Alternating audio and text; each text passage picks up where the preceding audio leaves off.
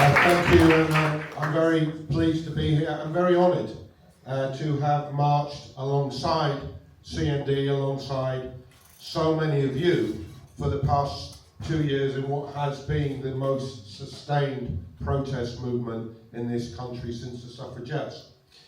Now, the Polish poet Czesław Miłosz, who was a witness to the Warsaw Ghetto, once wrote, "If we are capable of compassion and at the same time are powerless, then we live in a state of desperate exasperation."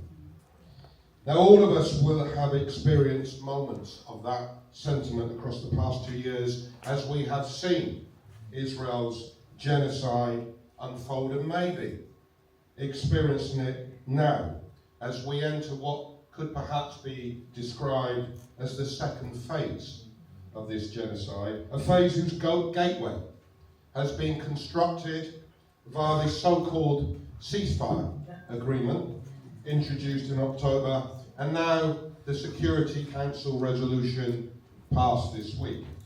It is a ceasefire agreement that, as PSC acknowledged when it was called, has reduced the scale of daily slaughter, has reduced the risk of mass starvation by increasing the amount of food and supplies entering Gaza, but a ceasefire agreement that asks us to tolerate while still regarding it as intact. I saw on the BBC last night the statement that this ceasefire agreement is still holding, asks us to tolerate the ongoing killings of Palestinians in Gaza and Israel still using access to aid as a weapon of war. Since the agreement was signed on October the 10th, Israel has killed over 300 Palestinians in Gaza and destroyed in the zone it fully controls over 1,500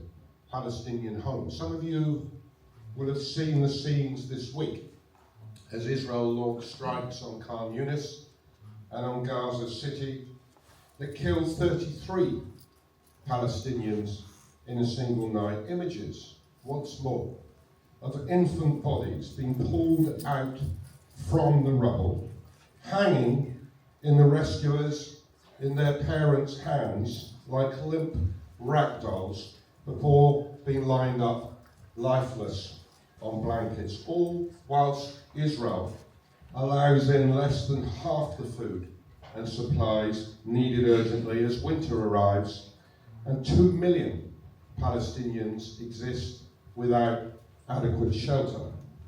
And now the Security Council, having failed for 2 years to prevent the genocide, finally acts.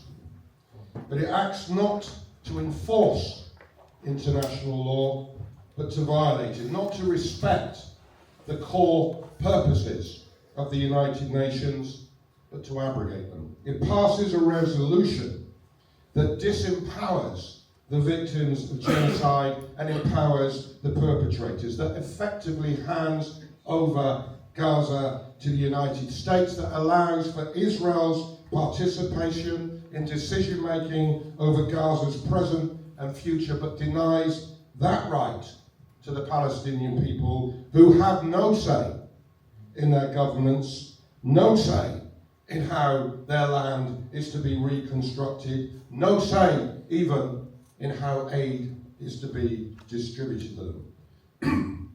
The Security Council, through this resolution, has become an instrument for the continued illegal occupation and for an ongoing genocide and a willful violator of international law.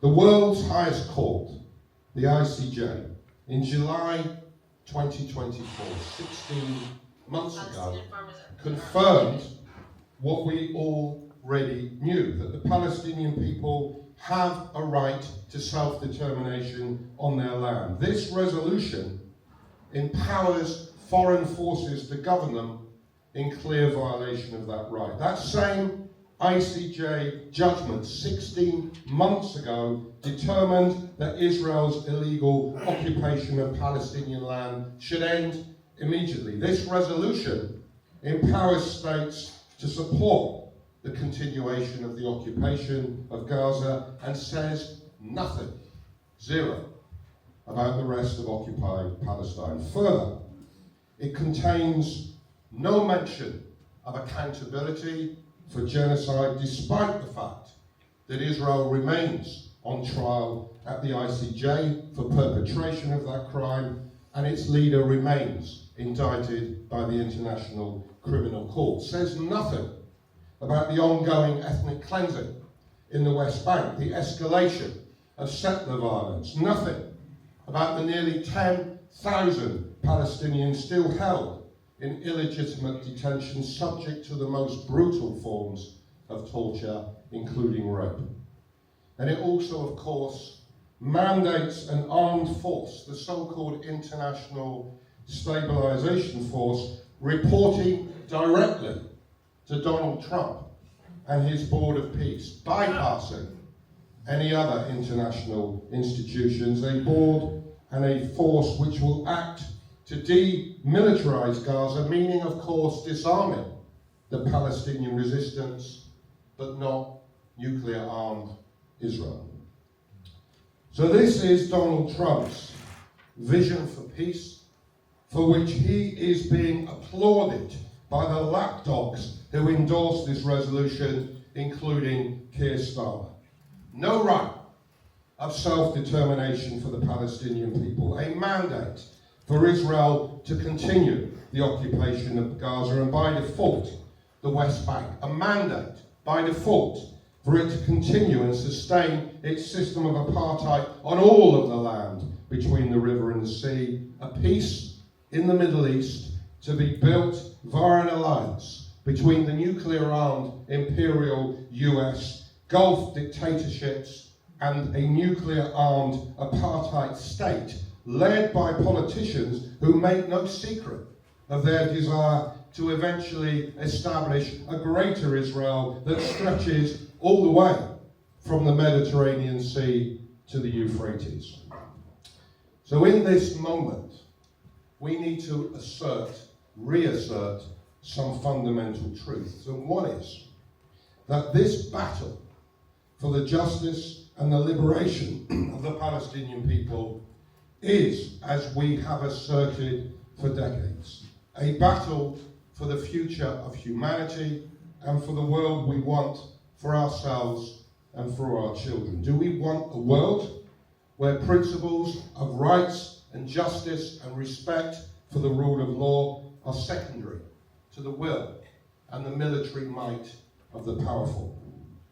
So this right now is our core task, to resist this process, this project, to re-normalize Israel, to treat it once more as a normally functioning democratic ally, to change the conversation away from genocide and apartheid and British complicity in those crimes into a conversation like I heard on the BBC last night about sustaining the ceasefire and building the peace.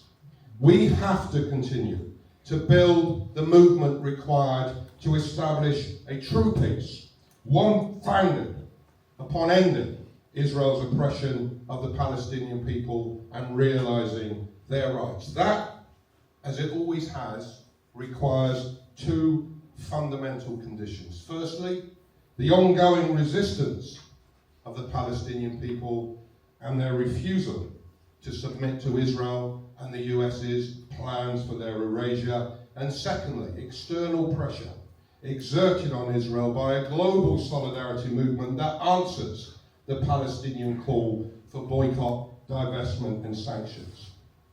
And so to return to where I began, we overcome any sense of desperation by recognizing the power of our collective voice. Israel did not want to end its full-scale military assault on Gaza. It was clear about its plan to continue until every Palestinian had been expelled from Gaza. It was forced to do so because of its increasing isolation in the General Assembly, within global civil society, and across global public opinion and in the global streets. Trump, for once, told the truth when he said to Netanyahu, "You cannot fight the entire world." He was referring to the increasing threat of boycott and sanction against Israel.